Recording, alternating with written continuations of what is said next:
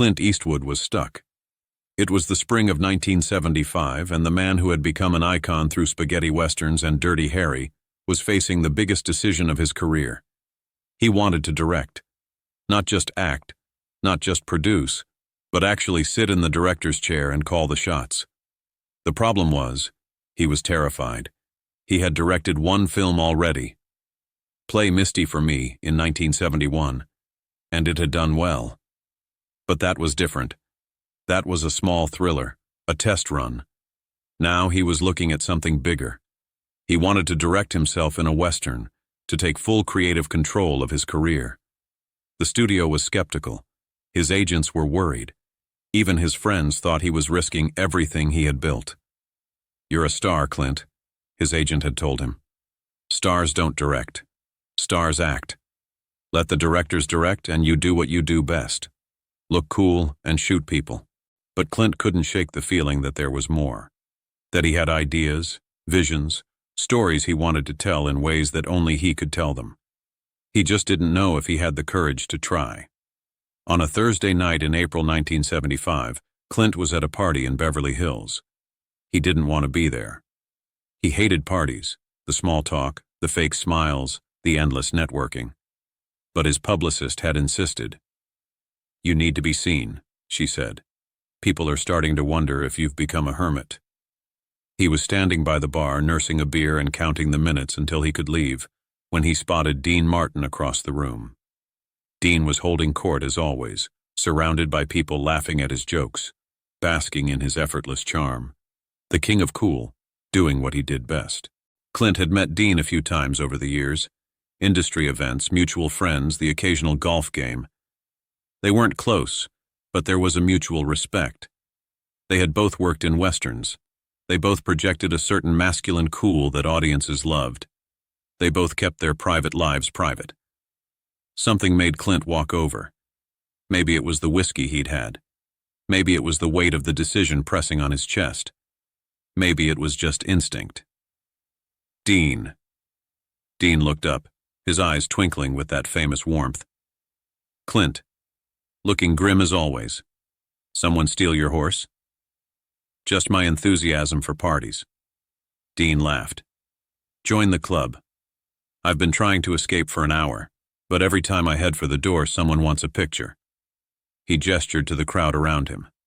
The curse of being irresistible. Clint smiled despite himself. That was Dean's gift, making everyone feel like they were in on the joke. "Can I ask you something?" Clint said, surprising himself. Dean raised an eyebrow. "Sounds serious. Should I be worried?" "I'm thinking about directing more. Really committing to it. Taking control of my films." Dean nodded slowly. And I don't know if I can do it. I don't know if I have what it takes." Dean studied Clint for a long moment. The party noise faded around them. When Dean spoke, his voice was different, quieter, more serious than Clint had ever heard it. "You want to have this conversation here, with 100 people listening?" Clint looked around at the crowded room. "No, I guess not." "Then let's go somewhere we can talk. You have time?" "I have all night." Dean smiled. "Good, because this might take a while." They left the party separately to avoid attention. Dean gave Clint an address, a small Italian restaurant in a part of town where celebrities rarely ventured. "Ask for the back room," Dean said. "Tell them Dino sent you." 30 minutes later, Clint walked into a dimly lit restaurant that smelled like garlic and old wine. The owner, a heavy-set man with a thick accent, recognized Dean's name and led Clint to a private room in the back. Dean was already there, sitting at a small table with a bottle of red wine and 2 glasses. "Sit down, cowboy. Let's talk about directing." Clint sat. Dean poured him a glass of wine without asking if he wanted one. "So you want to direct?" Dean said. "Why?" Clint thought about it. "Because I have things I want to say, ways I want to tell stories, and I'm tired of depending on other people to say them for me." "That's the wrong answer." Clint frowned. "What's the right answer?" Dean leaned back in his chair. "There is no right answer, but I have things to say is the wrong one." Every ego in Hollywood has things to say. That doesn't make them directors. That makes them people with opinions. Then what makes someone a director? Dean was quiet for a moment. He swirled his wine, watching the red liquid catch the candlelight. Let me tell you something about performing, Clint. Something I learned a long time ago that nobody teaches you. Clint listened. When I started out, I thought performing was about me, about showing off, about proving how talented I was, how funny, how smooth. I would get on stage and think, watch me, look at how good I am. And you know what? I was terrible. Not technically. I could sing, I could tell jokes, but something was missing. People watched, but they didn't feel anything. Dean paused, taking a sip of wine. Then one night in some dive club in Ohio, I had a revelation. There was a woman in the front row, middle-aged, tired-looking, probably worked all day and spent her last few dollars to see a show. And I realized she doesn't care about me. She doesn't care how talented I am or how many notes I can hit. She came here to forget her troubles for an hour. She came here to feel something. And if I spend the whole show thinking about myself, I'm stealing from her. Clint leaned forward, intrigued. From that night on, I changed everything. I stopped performing for me and started performing for them. Every show, I would pick someone in the audience, usually the person who looked like they needed it most, and I would sing to them, not at them, for them. I would think, what does this person need to feel right now? Joy, comfort, escape? And I would try to give them that. Dean smiled. That's the secret, Clint. The difference between a performer and an artist. A performer says, look at me. An artist says, let me give you something. One takes, the other gives. Clint was silent, processing. What does this have to do with directing? Everything. Most directors are performers. They want you to admire their camera angles, their clever shots, their artistic vision. They're saying, look at me, look how smart I am. And the audience sits there feeling nothing because the director is too busy showing off to actually tell them a story. Dean leaned forward. The great directors, the ones whose films last forever, they're givers. They forget about themselves. They think only about the audience. What does the audience need to feel in this moment? How can I serve them? Every shot, every edit, every performance is in service of the audience's experience, not the director's ego. Clint thought about the directors he had worked with, the ones he admired, Sergio Leone, Don Siegel. They had exactly what Dean was describing. They weren't showing off. They were serving the story, serving the audience. The ones he didn't admire, the ones whose films felt hollow despite their technical skill, were the opposite. All ego, no service. How do you learn to do that? Clint asked. How do you learn to forget yourself? Dean laughed. That's the hard part. Most people never learn it. They're too in love with their own talent, their own ideas, their own importance. But you, he studied Clint. You might be able to do it. Why do you say that? Because you're quiet. You listen. You don't need to fill every silence with the sound of your own voice. That's rare in this business. Most people are so desperate to be heard that they forget to pay attention to anyone else. But you pay attention. I've watched you at parties, at events. You're always observing, taking things in. That's the first requirement of a giver. You have to see other people clearly before you can give them what they need. Clint didn't know what to say. Nobody had ever described him like that before. Can I tell you something else? Dean asked. Something about acting that applies to directing? Clint nodded. The best acting looks like no acting at all. The best performances are the ones where you forget you're watching a performance. The actor disappears and all you see is the character. I've heard that before. Sure, everyone's heard it. But most actors don't understand what it really means. They think it means being natural, being relaxed, not overacting. That's part of it. But the deeper meaning is about ego, about getting yourself out of the way. Dean set down his wine glass. When I'm on stage, I try to disappear. Not physically. I'm still there, singing and joking. but my ego disappears. My need to be admired, to be praised, to be the center of attention. I let go of all that, and I just become a vessel, a delivery system for whatever the audience needs. He pointed at Clint. The best directors do the same thing. They disappear into the film. You watch their movies and you don't think about the director at all. You just experience the story. The director's ego is nowhere to be found. That's the goal, Clint. Not to make films that showcase your genius, to make films that serve your audience so well they forget you exist. Clint was silent for a long time. The restaurant sounds, distant clattering of dishes, muffled Italian conversation, filled the space between them. That's the opposite of what everyone tells me, Clint finally said. They say I need to establish my voice, my style, my brand as a director. Of course they do, because most people don't understand the difference between style and ego. You can have a voice, a style, a recognizable approach, and still be a giver, not a taker. John Ford had one of the most distinctive styles in cinema. But when you watch his westerns, you don't think about John Ford. You think about the characters, the landscape, the story. His style serves the work. It doesn't call attention to itself. Dean poured more wine. There's a test I use. After you watch a film, ask yourself, what do I remember? Do I remember the camera angles and the clever editing, or do I remember how I felt? If you remember the technique, the director failed. If you remember the emotion, the director succeeded. Clint thought about the films that had stayed with him. Dean was right. He didn't remember the technical details. He remembered how they made him feel. The craft was invisible. The emotion was everything. Let me ask you something, Clint said. Why do you know all this? You're not a director. You've never directed anything. Dean smiled. No, but I've been performing for 30 years, and I've been watching directors try to tell me what to do for just as long. Most of them were idiots, too busy trying to prove how smart they were to actually help me do my job. But a few of them understood something deeper. And I learned from watching them. He paused. Plus, I've been in enough bad films to know what doesn't work. There's education in failure, Clint, sometimes more than in success. Clint laughed. You've been in some bad films?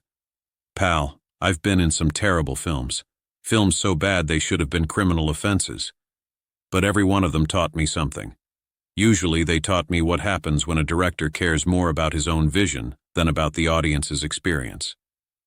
They talked for 3 more hours, about filmmaking, about acting, about the loneliness of fame and the burden of expectation. Dean shared stories from his years in Hollywood, the directors who inspired him, the ones who frustrated him, the moments when everything clicked and the moments when everything fell apart. Around midnight, Clint asked the question that had been forming in his mind all evening. Dean, why are you telling me all this? We're not close. You don't owe me anything. Why spend your night teaching me about directing? Dean was quiet for a moment. When he spoke, his voice was softer than it had been all evening. Because someone did it for me once. A long time ago, when I was just starting out, someone took me aside and taught me things I couldn't have learned any other way. I never got to repay him. He died before I had the chance. So I try to pass it on whenever I can. He looked at Clint. And because I see something in you, cowboy. You're not like the others. You're not in this for the fame or the money or the adulation. You actually care about the work. That's rare. And it deserves to be nurtured. Clint didn't know how to respond. He had never thought of Dean Martin as a mentor, a teacher, a man with wisdom to share. He had thought of him as the king of cool, charming, effortless, gliding through life without a care in the world. But that was the mask. Underneath was something deeper. Someone who had thought seriously about his craft, who had learned hard lessons and wanted to pass them on, who cared about things that most people in Hollywood had forgotten how to care about. I should tell you one more thing, Dean said, standing up to leave. The most important thing. Clint looked up. When you're in the director's chair, you're going to feel fear. Fear that you're not good enough. Fear that you'll fail. Fear that everyone is judging you. That fear will make you want to prove yourself, to show off, to make sure everyone knows how talented you are. Dean put his hand on Clint's shoulder. Don't give in to it. The fear is lying to you. You don't need to prove anything to anyone. Your only job is to serve the story and the audience.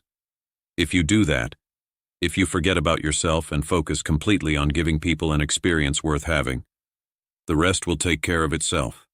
He smiled. Trust the work, trust your instincts, and get your ego out of the way. That's all directing is. That's all anything is. Dean walked toward the door, then turned back. One last thing. When you make your first real film as a director, your first Western, your first statement, send me a ticket to the premiere. I want to see what you do with all this. Clint nodded. I will. Dean left. Clint sat alone in the back room of the restaurant for another hour, thinking about everything he had heard. 6 months later, Clint Eastwood began production on The Outlaw Josie Wales. It would become one of the defining westerns of its era, a film praised for its emotional depth, its authentic performances, and its masterful storytelling. Critics noted that the direction felt invisible, that the audience was drawn completely into the world without ever thinking about the camera or the editing or the technical craft. They didn't know why the film worked so well. They just knew it did. Clint remembered Dean's words throughout the production. Every time he felt the urge to show off, to prove himself, to make a shot that would showcase his cleverness, he heard Dean's voice. Get your ego out of the way. Your only job is to serve the story and the audience. The premiere was in the summer of 1976. Clint sent Dean a ticket, as promised. Dean came. He sat in the back row, unannounced, and watched the film with the rest of the audience. Afterward, they met briefly in the lobby. Dean didn't say much. He wasn't one for grand pronouncements. He just shook Clint's hand and said, You listened. Not many people do. That was the highest compliment Dean Martin could give, and Clint understood it perfectly. Over the next 40 years, Clint Eastwood became one of the most respected directors in Hollywood. Unforgiven, Mystic River, $1 Million Baby, Letters from Iwo Jima, 4 Academy Awards for directing, dozens of films that moved audiences around the world. In interviews, Clint rarely talked about his influences or his philosophy. He was too private for that. But occasionally, when asked about his approach to directing, he would say something that sounded familiar to those who knew the story. I try to get out of the way. The director's job isn't to show off. It's to serve the story. If the audience is thinking about me, I've failed. If they're feeling something, I've succeeded. The interviewer would nod and move on, not understanding the depth of what Clint was saying, not knowing that those words came from a conversation in a back room of an Italian restaurant 40 years earlier, with a man nobody would have expected to be a teacher of cinema. In 1995, Dean Martin died on Christmas Day. Clint Eastwood was one of the first to send condolences to the family. His note was brief. He taught me more about directing than anyone in Hollywood. I never got to thank him properly. I hope he knew. The family didn't understand. Dean had never mentioned the conversation to anyone. But they passed the note along to Dean's children, who added it to the collection of letters and memories that painted a picture of a man far more complex than his public image suggested. In 2015, at a retrospective of his career, Clint Eastwood was asked about his greatest influences. He named the usual suspects: John Ford, Sergio Leone, Don Siegel. But then he paused and added a name that surprised the interviewer: Dean Martin. The interviewer laughed, assuming it was a joke. Dean Martin, the singer? Clint didn't smile. Dean Martin taught me the most important lesson I ever learned about filmmaking. And he was never a director. What did he teach you? Clint was quiet for a moment, choosing his words carefully. He taught me that the best artists are givers, not takers. That your job isn't to show how talented you are. It's to give the audience something they need. He taught me to get my ego out of the way and serve the work. He paused. I've directed over 30 films. I've won awards, made money, earned respect. But if any of those films touched anyone, if any of them made someone feel something, it's because of what Dean Martin told me in 1975. Everything good in my career traces back to that conversation. The interviewer was stunned. Did you ever tell him that? Clint shook his head. No, I wish I had. But I think he knew. Dean always knew more than he let on. He smiled, a rare expression from the man known for his stoic demeanor. That was his real genius. Not the singing, not the charm, not the effortless cool. His real genius was seeing what people needed and giving it to them, whether it was a laugh, a song, or a piece of wisdom they didn't know they were looking for. Clint looked directly at the camera. Dean Martin was the best teacher I ever had, and nobody knew he was teaching. The interview ended. The retrospective continued. But those who watched closely saw something they had never seen before. Clint Eastwood, the man of few words and fewer emotions, wiping his eye when he thought nobody was looking. Because some lessons stay with you forever. Because some teachers never get the credit they deserve.